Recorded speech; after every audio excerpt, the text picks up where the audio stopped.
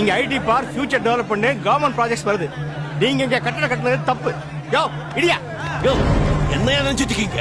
ஆளுக்கு ஒரு காரணம் சொன்னீங்க, ஆவுன்னு அடிக்கிறீங்க. 50 கோடி ரூபாய் பணம் வாங்கிட்டு இனிமே எந்த பிரச்சனையும் வராது சொன்னீங்க. இப்போ என்னையா வந்துச்சு? சார் இது புது கவர்மெண்டோட ஆர்டர். நான் வேணா நாளைக்கு காலையில வரேன்.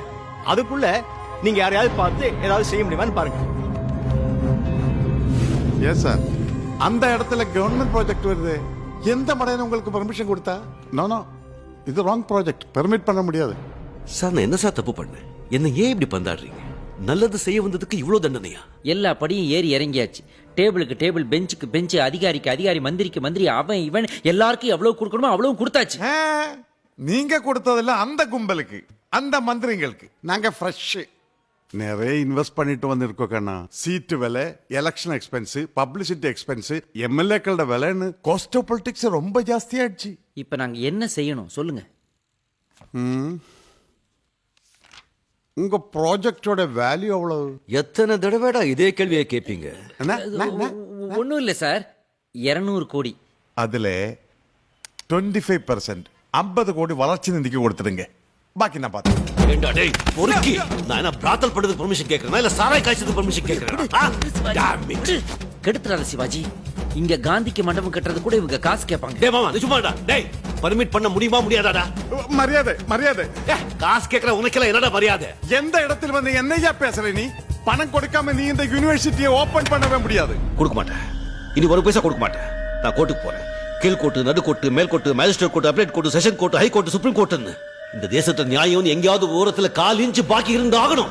அதை தோண்டி எடுக்கிறேன். முயற்சி பண்ணி பாருங்க.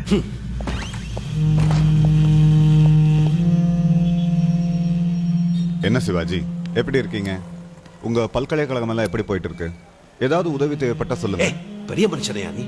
புழு பூச்சி விட கேவலமானவன். உனக்கெல்லாம் நல்லா சாவே வராது. தப்பு.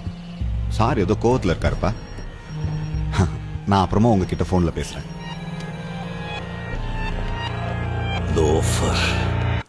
காஸ்ட் அயன் கேஸ் ஜெயிச்சே ஆகணும். கவர்மெண்ட் மாறிடுச்சுன்னா அவங்க போட்ட ஜீவோவை ஆர்பிட்டரியா இவங்க கேன்சல் பண்ணிடுறதா? தப்பு எந்த கோர்ட்லையும் செல்லாது.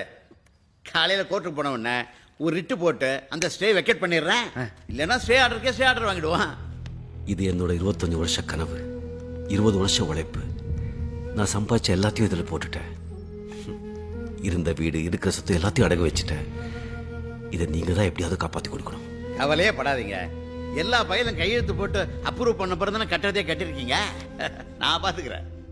அறிவே சார், ஃபீஸ் எல்லாம் அப்புறம் பார்த்துக்கலாம். கொஞ்சம் அட்வான்ஸ் கொடுத்துட்டு போக சொல்லு. எவ்வளோ சார்? 20 lakhs. 20 லட்சமா? 200 கோடி ரூபாய் ப்ராஜெக்டை காப்பாற்ற போறோம்ல. பேங்க்ல சுத்தமா பணம் இல்லை. ஓவர் டிராஃப்ட் லிமிட்டையும் தாண்டிட்டேன்.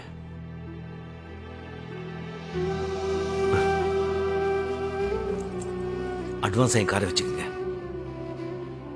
என்ன சார் இது சங்கடமா இருக்கு? ஐயோ நீங்க ஃபீல் பண்ண வேண்டாம். நான் என்ன பிறக்கும் போது காரோடையா பிறந்தேன். சின்ன வயசுல செருப்பு இல்லாம கூட நடந்திருக்கேன். பஸ்ல போயிருக்கேன். நீங்க இந்த கேஸை ஜெயிச்சு கொடுத்துருங்க, அது போதும். இந்தாங்க. சிவாஜி, நீ எவ்வளவு ஆசைப்பட்டு வாங்கின கார் பாய். சார் நான் வேணா வீட்டில் டிராப் பண்ணிடுறேனே. வேண்டாங்க, கூல். நான் நடக்க பழகிக்கிறேன். இனிமே போலாம்.